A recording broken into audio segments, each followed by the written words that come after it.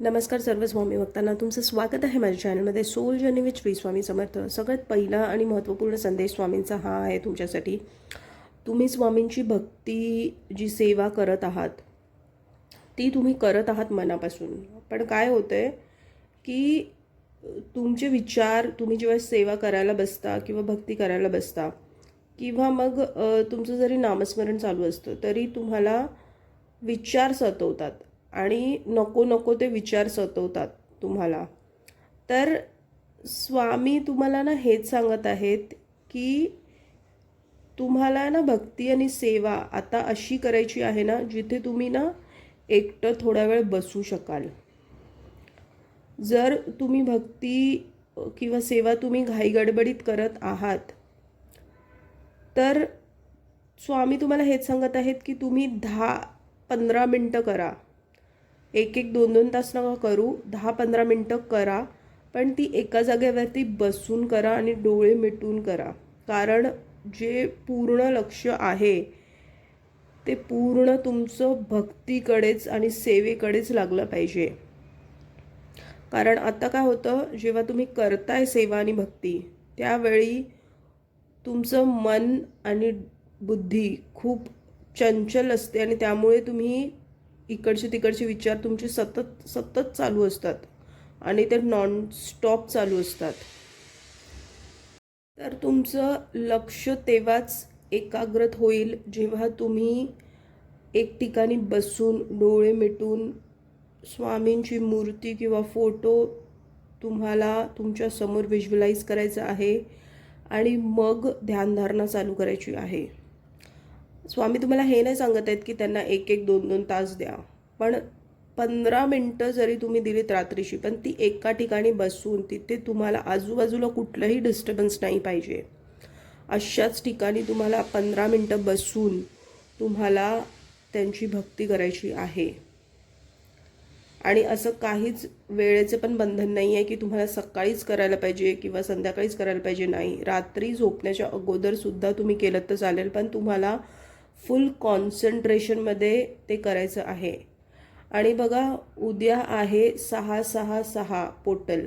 म्हणजे काय तर 6 जून 2026चा जो शेवटचा आकडा तो पण 6 आहे.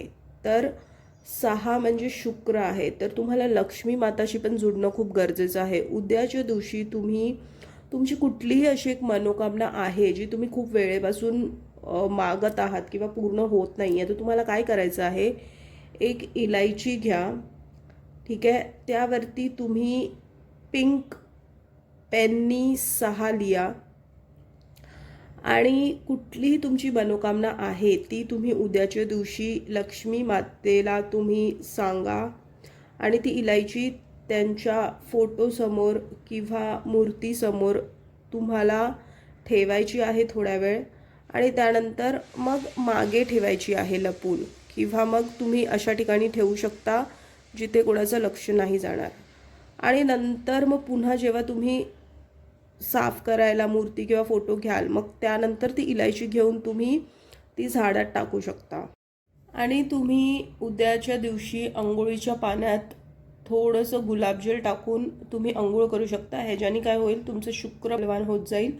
शुक्र म्हणजे काय आहे की तुम्हाला जी काही गोष्ट, भौतिक गोष्ट तुम्हाला प्राप्त करायची आहे, म्हणजे कुठलंही लक्झरी, कम्फर्ट, घर, गाडी, नोकरी किंवा पैशांसंबंधित जे काही तुम्हाला प्राप्त करायचं आहे त्या सगळ्या गोष्टी शुक्र हा ग्रह देत असतो.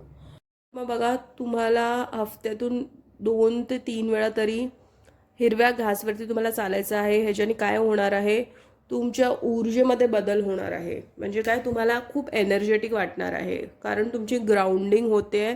आणि जेव्हा तुम्हाला चप्पल वगैरे न घालता तुम्हाला तुमचे पाय मोकळे पाहिजे आणि तुम्हाला हिरव्या घासवरती तुम्हाला चालायचं आहे हफ्त्यातून एकदा, किंवा एकदा तर मी नाही बोलीन, 2दापेक्षा जास्तीच तुम्हाला हे करायचं आहे. तर हे करून बघा. ह्याच्याने तुम्हाला खूप पॉझिटिव्ह फील होईल, तुमची आतली ऊर्जा बदलेल, तुम्हाला एनर्जेटिक वाटायला फील होईल. बिकॉज जेव्हा आपण हिरव्या घासवरती मोकळे पाय चालायला लागतो तेव्हा आपल्याला आतमधून एक स्फूर्ती भेटायला सुरुवात होते आणि आपले सगळे चक्राज स्पेशली रूट चक्रा बॅलन्स व्हायला सुरुवात होते. आणि जेव्हा रूट चक्रा बॅलन्स होतो तेव्हा ऑटोमॅटिकली आपली लाईफमध्ये आपण स्टेबिलिटी बघायला सुरुवात करतो. तर हा खूप इम्पॉर्टंट उपाय आहे, हा तुम्हाला करायचा आहे. तर हाच होता आजचा स्वामी संदेश. असेच महत्त्वपूर्ण स्वामी संदेश बघण्यासाठी माझ्या चॅनलला सबस्क्राईब करा, व्हिडिओला लाईक करा, कमेंटमध्ये श्री स्वामी समर्थ लिहायला विसरू नका. आणि कोटी कोटी धन्यवाद हा व्हिडिओ बघितल्याबद्दल.